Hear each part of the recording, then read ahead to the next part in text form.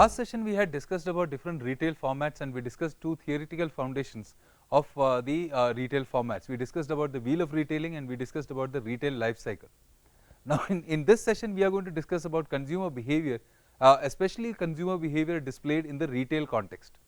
Now consumer behavior, like I had mentioned in one of the earlier sessions as well, is the behavior that consumers display in searching for, purchasing, using, evaluating, and the behavior that they display after they have consumed and used the product as well. So there are different models by which we can understand consumer behavior, and we are trying to look into one of these models that generally is considered to be a good model to understand how consumers go about making their purchase decisions. Now there are 5 stages in this model. They start from identifying the need that the customer has, which is need recognition. Then it goes to information search. They search for information in this stage. Then the next one is where they evaluate the alternatives that are available. So there might be multiple different ways by which you can evaluate, and multiple different brands or multiple different products that the customer has that needs to be evaluated, and a final model needs to be arrived at. So that is where the evaluation of alternatives happen. Once the alternative have been evaluated and the customer has arrived at what is the product to be purchased, the next one is where the purchase process happens, which generally is what happens in the retail space, and the next element is post purchase behavior. So these are 5 stages: need recognition, search for information, evaluation of alternatives, purchase, and post purchase behavior are the 5 stages that we will discuss in detail.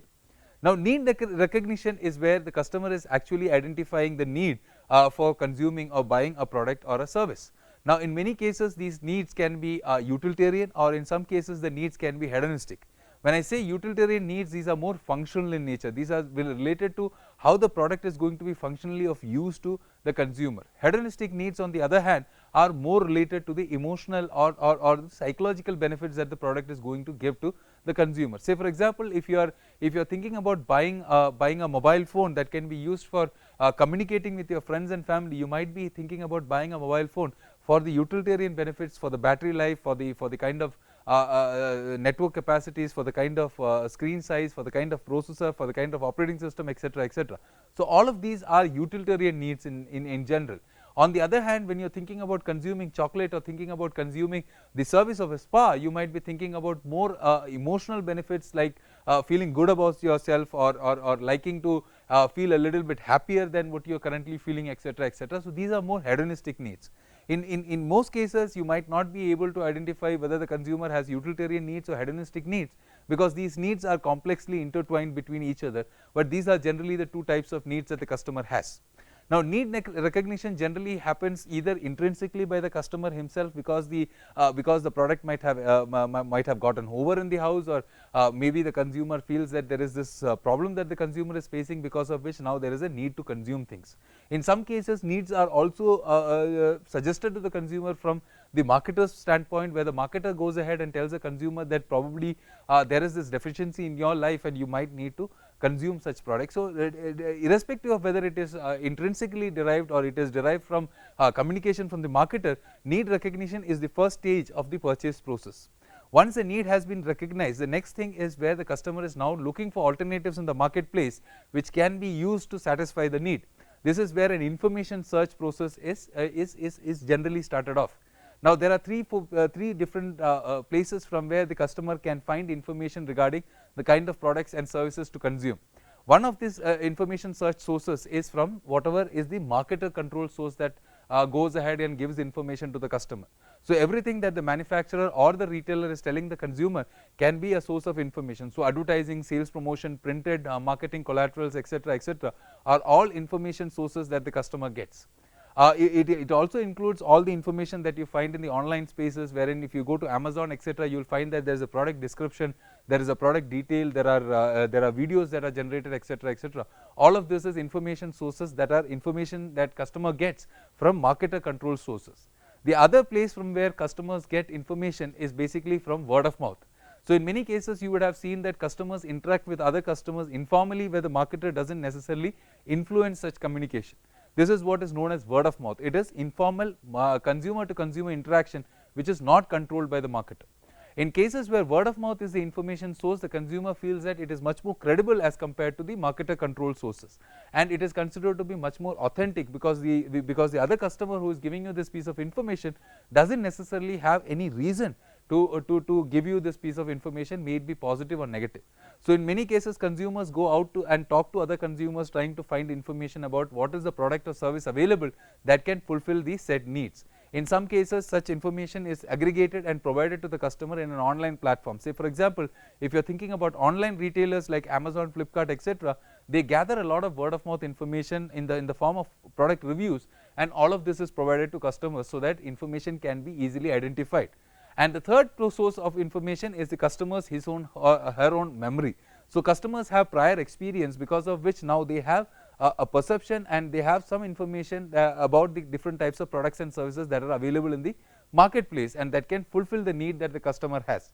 So memory is also a source of information to customers. So customers will seek information from any of these sources. It could be either marketer control sources, it could be word of mouth, or it could be his or her own past experience which is coded in the memory.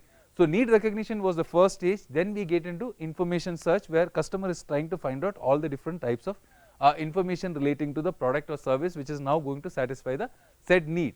After information search, the next stage is where you will the customer tries to evaluate all the different alternatives that exist and thereby arrive at the right product or service to consume. Now evaluation oftentimes includes models like a multi-attribute model. In a multi-attribute model, what happens is the consumer is now trying to identify a few key attributes that are important to make the product choice. Say for example, let us take a mobile phone. The consumer might identify that for the said consumer, the key attributes that are of importance is going to be the battery life, the screen size, and the processing speed.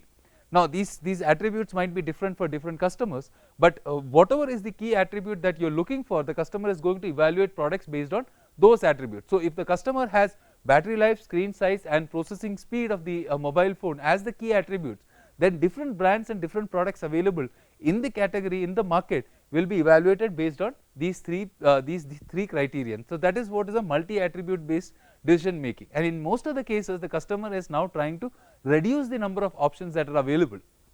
So if you take the entire number of brands that are out there, we can call them a total set of brands. The customer doesn't necessarily know all the brands of products that are available. So the customer has a smaller number of brands in the customer's mind, which we generally call an awareness set, and even from the awareness set, the customer is not going to consider all the brands. Say for example, if I am talking about buying a mobile phone, I might not be considering to buy a really expensive mobile phone, say 50,000 rupees or 1 lakh rupees worth mobile phone. I might have a budget that I have attributed to how much I should spend. So I am going to only consider a few brands which are qualifying to be part of the budget that I have associated, or it could be a feature of the phone, it could be some kind of a brand that I am considering, etc., etc. So that is where from the awareness set there will be a consideration set that the customer derives, and this consideration set is further broken down into a choice set, which is the set of brands that the customer wants to now evaluate. And the choice set generally comprises of a set of 2 or 3 different alternatives. In some cases it could include a few more as well, depending on the complexity and the variety of products that are available. But in most cases it is going to be 2 to 3 different options that the customer has, wherein the customer goes into detailed evaluation, and thereby the customer is finally going to arrive at one of the brands which the customer feels is the most appropriate to be purchased for satisfying that said need. So that is what happens in the evaluation of alternative stage. So need recognition, search for information, and evaluation of alternatives are the 3 stages, and then what happens is the customer now thinks about visiting the said store and trying to purchase product about or the service from the retail location. So that is what happens in the 4th stage, which is purchase. And after the customer has purchased the product, the customer is now going to react in certain ways which are related to the post purchase behavior. In the post purchase behavior, the customer is now going to either think about the product evaluation, wherein the customer will have either a favorable evaluation of the product or an unfavorable evaluation of the product. If the customer evaluates the product favorably, he is going to be considered to be satisfied. If the customer is evaluating the product negatively, the customer is generally considered to be dissatisfied with the product. Oftentimes the customer is evaluating products based on the expectations that the customer had and the actual performance of the product, and that is how satisfaction is arrived at. And over time, if you have multiple episodes of satisfaction and with some elements of credibility and trust associated with such experiences or such episodes of satisfaction, the customer can be said to be a loyal customer. Once you have loyalty, the customer is going to keep coming back and buying more products from you, and at the same time the customer is going to spread positive word of mouth about your product.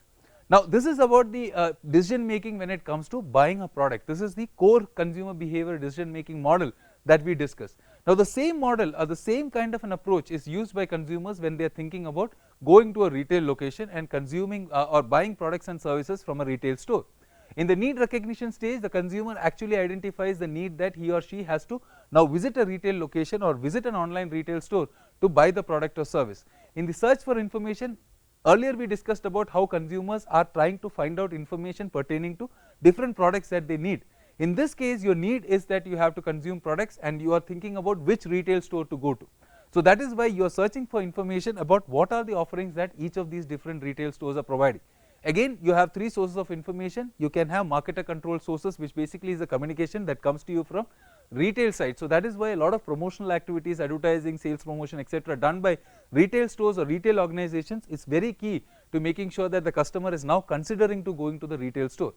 After you have all the information, you are going to evaluate between multiple retail locations or multiple retail outlets from where you can buy the phone or buy the product that you are looking for. Say for example, you are considering to go between an organized retail store, a standalone retail store, and the online retail presence. You might be having one factor or one attribute which is price, which is most important. In such a situation, the consumer is going to evaluate the three retail formats and go to the retail format that gives him the lowest price. In some cases, the consumer wants to have the product immediately. In such cases, the consumer is going to choose the retail location or the retail store that has the kind of products and has the products in stock, rather than ordering it from maybe an online source and waiting for it. So that is what happens in the evaluation of alternatives. In the purchase process, the consumer is visiting the store, and in the post purchase process, the consumer might form perceptions about what his experience or her experience was from the retail experience or retail store visit, and thereby decide whether the customer was satisfied from the retail location or dissatisfied from the retail location. So the 5-stage consumer behavior process of decision making can be directly applied to how the customer is now deciding to go to the retail location, or how the customer is choosing one retail store versus another retail store. So in the last segment, we introduced the 5-stage consumer behavior process. Now we are going to discuss about the different types or two different types of purchase decisions that the customer makes. Now one of them is what is known as contemplated purchase, and the other one is what is known as impulse purchase. Now a contemplated purchase in most cases is where the customer has pre-planned as to what the customer has to buy. So in case you are thinking about writing a list of products that you want to buy from a retail store, then you have products that are considered to be contemplated purchases. These are products that you think about, you have spent time and effort to identify that you have a need, you have certain products that you need to consume, etc., and then you go to the retail location to buy these products. So in many cases, when it is a contemplated purchase, the consumer goes through the 5-stage process to identify which product is to be purchased. But there is a whole different type of purchase decision that the customer takes, which is considered to be impulse purchase. Now impulse purchases are a little different from contemplated purchases, and the consumer might not be going through a very elaborate and very detailed mode of decision making. The consumer in such situations is trying to bypass a lot of these stages in the decision making process. In impulse purchases, oftentimes there is a stimuli that basically leads to purchase decisions without necessarily having the other stages very systematically covered through. So that is why impulse purchases are exceptionally important. And over time, research has indicated that only 35 to 40% of the products that you buy on a retail visit is what is considered to be contemplated purchases. In most cases, where the remaining elements are impulse purchases. So impulse buying occurs when a consumer experiences a sudden, often powerful and persistent urge to buy something immediately. Now there are three things that are important here. One, the experience that the customer has is sudden and powerful, and the second one, it is a persistent urge, and then it is something that has to be bought immediately. So what do I mean by all of these three things? The experience that the customer has is that it is a very sudden and powerful urge to buy. So what do I mean by sudden and powerful? It is something that the customer experiences in the retail location, and the urge that the customer has is powerful. Powerful means that the customer has to buy it immediately, And the second one is that it is persistent in the sense that as long as you are in the retail location, the customer is actually thinking about getting the product and not thinking about letting go of this strong urge to buy something, and it is something that requires the customer to act immediately and buy the product immediately. And such decisions are often hedonistically complex, and they are stimulated by the stimuli that the customer sees in the retail location. There is also some amount of emotional conflict that the customer experiences when the customer is getting through impulse purchases, and impulse purchases generally are prone to occur in a situation where you have diminished regard for the consequences of such purchase processes, right. So basically, if I go back to what impulse purchases are, this is where the customer experiences a sudden and often powerful and persistent urge to buy something immediately. It is based on hedonistically complex urges which happen in a stimulated environment. There is also emotional conflict that the customer has, and this buying is generally with minimum regard for the consequences of such a purchase decision.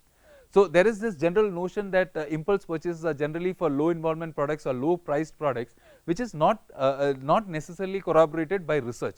In many cases, we have seen that consumers even get along and buy premium products when they are having this sudden urge to buy something, wherein they don't go into an elaborate process of decision making. Many times consumers who have a strong romantic urge, they book a holiday which might be quite expensive because they suddenly have this hedonistic need to buy something for their loved ones.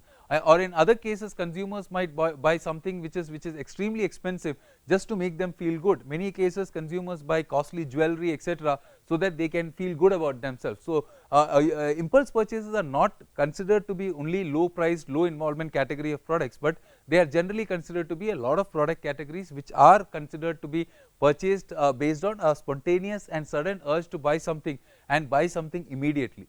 Now, why is that, or how is that consumers get through all of these impulse purchase decisions, and what are the factors or what are the characteristics of impulse purchases?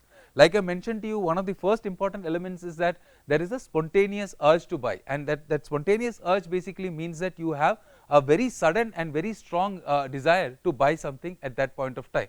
And that is why many a times when consumers come to retail locations or when consumers are shopping through the online space, you will find that the consumer is now drawn to buy something immediately.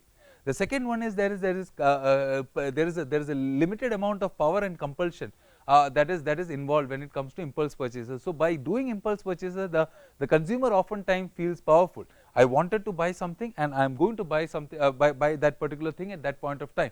So it gives a sense of power and strength to the consumer as well, and there is an intensity to this power. So the consumer is feeling more appeal to buy such things. Oftentimes impulse purchases generate a lot of excitement and stimulation in the consumer. So impulse purchases are generally driven out of a lot of excitement. So after an impulse purchase, the consumer feels a lot of excitement. Then synchronicity is a factor for the consumer to get along and buy products out of impulse.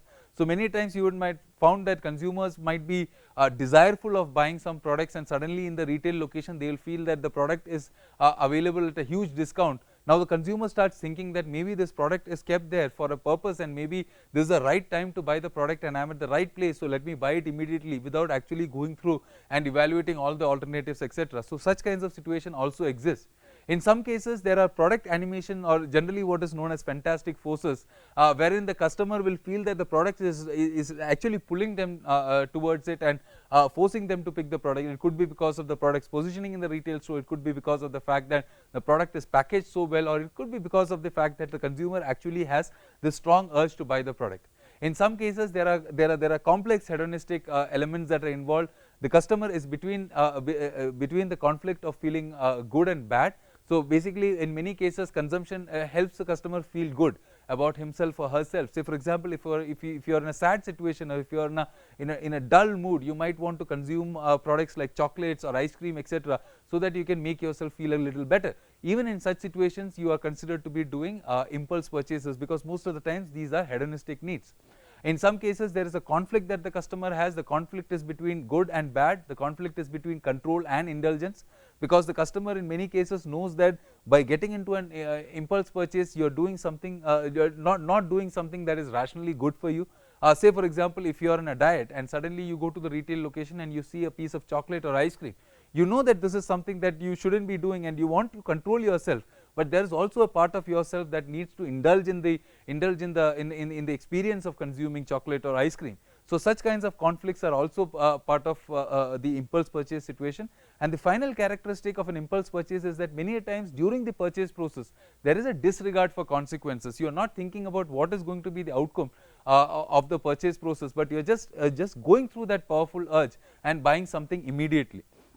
So that is why after an impulse purchase situation, many times you will find that consumers are feeling disappointed with the purchase process. Consumers in many occasions have an outcome which is more directed towards guilt for having purchased this process. Research has indicated that there is also situations where consumers are feeling financially constrained because having indulged in impulse purchases, or in many cases consumers will go to the retail location to buy 2 or 3 different items which are part of the contemplated purchases, end up buying 10 or 12 items. Many of them are impulse purchases in the retail location, and when they come to the billing counter and when they see the bill, they feel a little disappointed because now they have spent much more than what they had actually planned for. So such problems exist, and such consequences, negative consequences are also there when it comes to impulse purchases. But many times as retailers we want consumers to buy a lot of things out of impulse, and that is why you will find that products are positioned so well in the retail location so that the consumer is finding it appealing to pick up these products and put it into the shopping basket. Or you will find that recommendation engines in online retail space show you a lot of products which might be very appealing to you, and the consumer might buy out of impulse. So impulse purchases is when the consumer has a very strong and immediate urge to buy something at that very point of time, and there are different ways in which you can stimulate impulse purchases in the retail location. Again, the reason why impulse purchases are so important is the fact that almost 60% of the consumers purchase is basically out of impulse as compared to contemplated purchases. Now that's about impulse purchase and the other contemplated purchases. In the next segment we are going to discuss briefly about why understanding consumer behavior is important, and how is that as a retailer you can understand consumer behavior better. In this segment we are going to discuss about the reasons why understanding consumers is critical when you are in the retail space. Many times retailers are working on low margins, and the way they make themselves established is because of the way in which consumers they are made appealing to consumers, and the fact that consumers find value in coming back to them over and over again, and in huge numbers.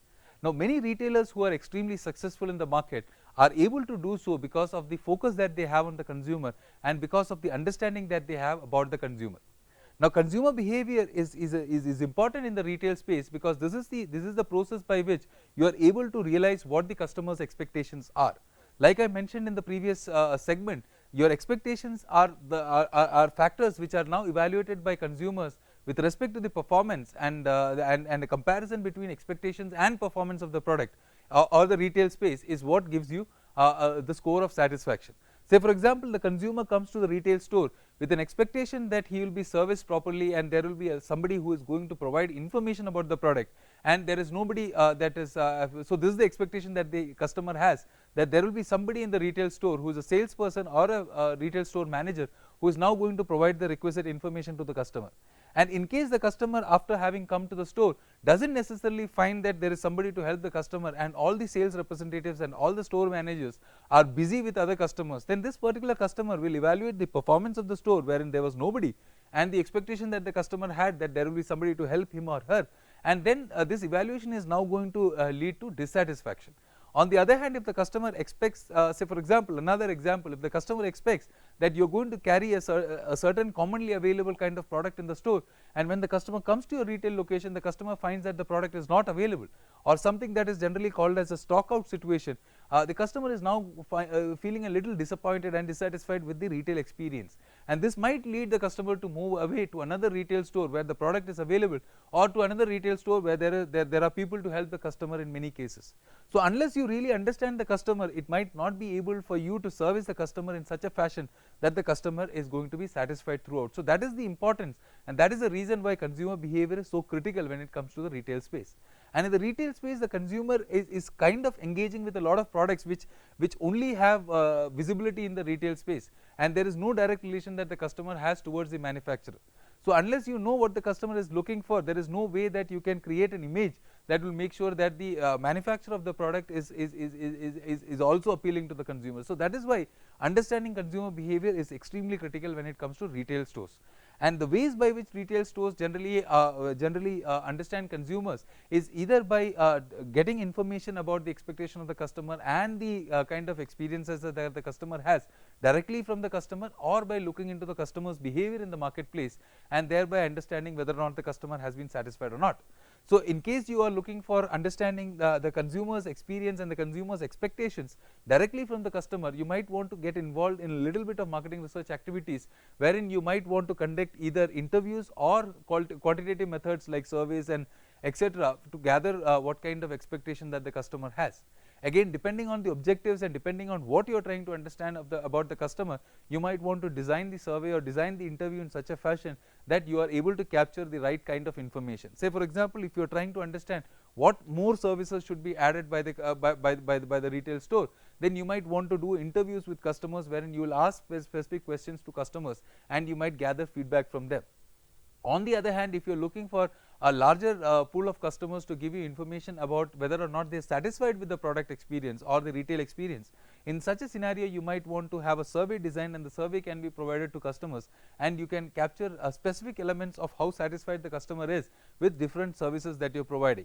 So you can ask customers specific questions about how satisfied the customer is about the assortment of products that are available, how satisfied is the customer with the kind of billing that is done, how satisfied is the customer with the services that are provided, how satisfied is the customer with the amount of time that has to be spent in the store to buy the products and services, etc., etc. So you can now have a detailed information that is available to you. So generally qualitative and quantitative methods can be used to directly interact with the customer and gather information. On the other hand, you can also look into the behavior expressed showcased by the customer and thereby see how the customer is behaving in the store. Say for example, if you have a loyalty program in place, or if you have some kind of a information source from where you can identify individual customers and the kind of operations or the kind of purchases that they are doing in your store, you might be able to identify which are the customers who are regularly coming to your store, what are the products that they are regularly purchasing from the store, who are the customers who have decided not to come to the store ever again, what kind of communication are you having with the customer, are customers having problems which you are not able to cater to, are customers reaching out to your customer service department and they are not getting answers and solutions to the kind of problems that you are providing or they are facing. So in many cases it becomes easier for you to look into the behavior of customers from the data and analytics point of view, because a lot of this information is automated in the retail store. When you think about the point of sale mechanism, many of the retail stores today have billing machines and computers put in place at the point of sale, wherein every information about all the products that the customer is consuming is captured. And many a times, because you have loyalty programs, because you have membership programs, the customer is now going to give you a unique identifier which might be the membership card or the mobile number, etc., of the customer. Now by comparing what the customer is consuming and what kind of problems the customer has been coming to you for, both of which are part of the loyalty program or the CRM system that you have, you might be able to assess whether or not you are doing well in the market or whether or not your customers are happy with you, unhappy with you, etc., etc. Nonetheless, whether you go directly to the customer and ask for information, or whether you are using your automated systems of point of sale systems or CRM mechanisms to capture information from the customer, the idea is to gather as much insights about the customer so that you can make the customer's experience a lot better. In one of the subsequent sessions, we will be discussing about the value of experiences, but you yourself can be thinking about how important experiences are.